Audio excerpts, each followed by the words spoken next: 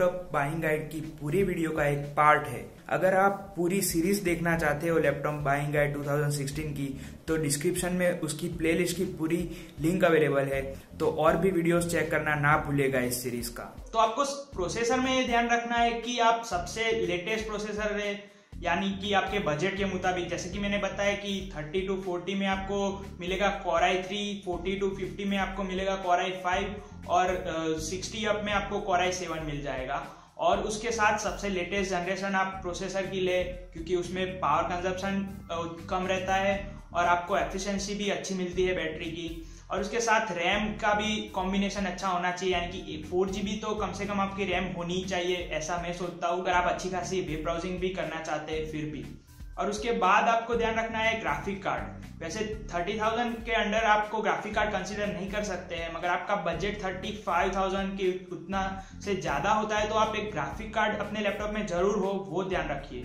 वैसे तो internal graphic card Core i5, Core i7, Core i3 के अच्छे रहते हैं, मगर आप उतना बजट लगा रहे तो आप ग्राफिक कार्ड में भी ध्यान रखें। वैसे लोग देखते हैं कि 2GB का ग्राफिक कार्ड है, 3GB का ग्राफिक कार्ड है तो इनफ है, मगर ग्राफिक कार्ड में मैं आपको ये बात बताना चाहूंगा कि उसमें जीबी कंसीडर मत करें। आप उसके मॉडल नंबर पर्टिकुलर देख ले और ऐसी वेबसाइट से जहां पे आप ग्राफिक कार्ड के बेंचमार्क देख सकते हैं कि आप कौन सी चीजें उससे यूज कर पाएंगे, तो वो चीजें भी आप कंसीडर करें। सिर्फ उसकी जीबी या फिर कैपेसिटी ना देखें, क्योंकि ग्राफिक कार्ड की कैपेसिटी का मीनिंग है कि आप कितनी एप्लीकेशन मल्टीपल चला सकते हैं उस ग्राफिक कार्ड पर, तो वो कंसीडर नहीं करना चाहिए। उसका पावर देखना चाहिए कि उसका मतलब कि ग्राफिकल पावर कितना है, तो वो कंसीडर कीजिए। उसके बाद आप लैपटॉप में उसकी स्क्रीन साइज भी, अगर आपको फर्क पड़ता है स्क्रीन साइज से, तो वो भी आप कंसीडर कर सकते हैं। वैसे मैं पर्सनली तो कॉम्पैक्ट साइज का लैपटॉप चूज करता हूँ, क्योंकि मेरे पास तो पीसी है एज अ प्राइमरी डिवाइस,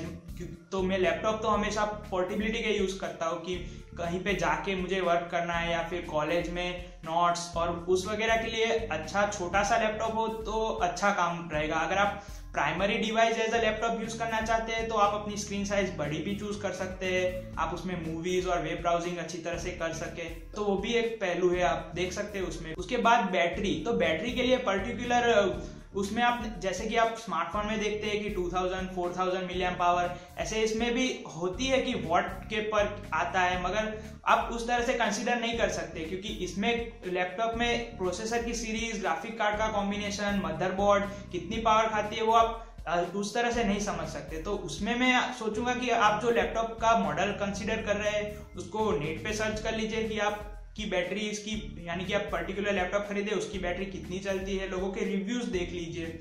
वो सबसे अच्छा तरीका है कि आप जो भी चीज खरीदना चाहते हैं, आपके पास इंटरनेट अवेलेबल है। अगर आप ये वीडियो देख रहे हैं तो ऑफकोर्स आप यूट्यूब यूज करते ही होगे, तो आप नेट पर जाके सर्च कर सकते हैं, मतलब कि इसकी बैटरी क्या है या आपका पर्टिकुलर लैपटॉप का मॉडल कितना अच्छा है, तो वो भी कंसिडर कर सकते हैं। और लैपटॉप में एक चीज और भी है कि उसमें कितने यूएसबी पोर्ट है।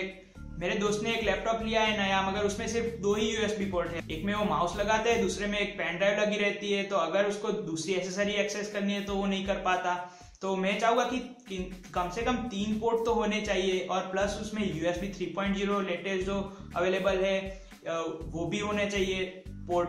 HDMI पोर्ट तो आते ही है, वैसे लैन पोर्ट भी आते हैं, मगर USB पोर्ट में आपको ध्यान रखना है कि आप वहां पे मार खा गए तो फिर आपको पूरी लाइफ झेलना पड़ेगा कि यार USB पोर्ट कम है, एक्सेस नहीं कर पा रहा है, मोबाइल चार्जिंग करना हो या एट अ टाइम मोबाइल से डेटा ट्रांसफर करना हो तो वहीं पे प्रॉब्लम हो सकती है।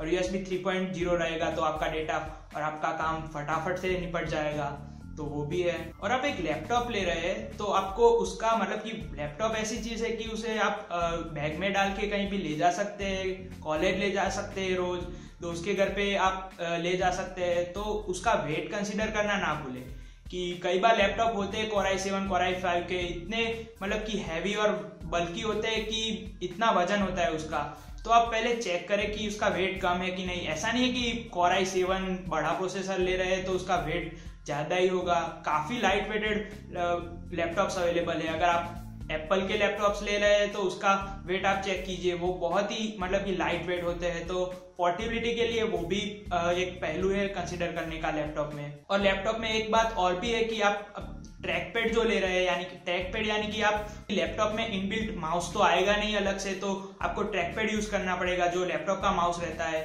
उसमें भी अलग अलग कैटेगरी है, जैसे कि स्मार्ट ट्रैक पैड आए हैं, मगर कभी कभी हम जो ट्रेडिशनल ट्रैक पैड यूज करते हैं, हम लोगों को स्मार्ट ट्रैक पैड यूज करना मतलब कि आदत नहीं होती ना, तो नहीं यूज कर पाते और प्रॉब्लम होती है कई बार। तो आप अपनी तरफ से ट्रैक पैड चूज कर ले। स्मार्ट ट्रैक पैड में भी अलग अलग आते हैं, जैसे कि दोनों माउस की क्लिक आप ट्रैक पैड पूरे में एक्सेस कर सकते हैं या फिर सिंगल क्लिक ही एक्सेस कर सकते हैं, वैसे भी फीचर्स अवेलेबल है, तो वो भी आप चेक करिए। उसके बाद अंदर का स्टोरेज, यानी कि उसमें SSD अवेलेबल है कि नहीं। अगर आप महंगा लैपटॉप बाय कर रहे हैं 60,000 प्लस का, तो उसमें आप चेक करें कि अंदर SSD प्लस हार्ड डिस्क है।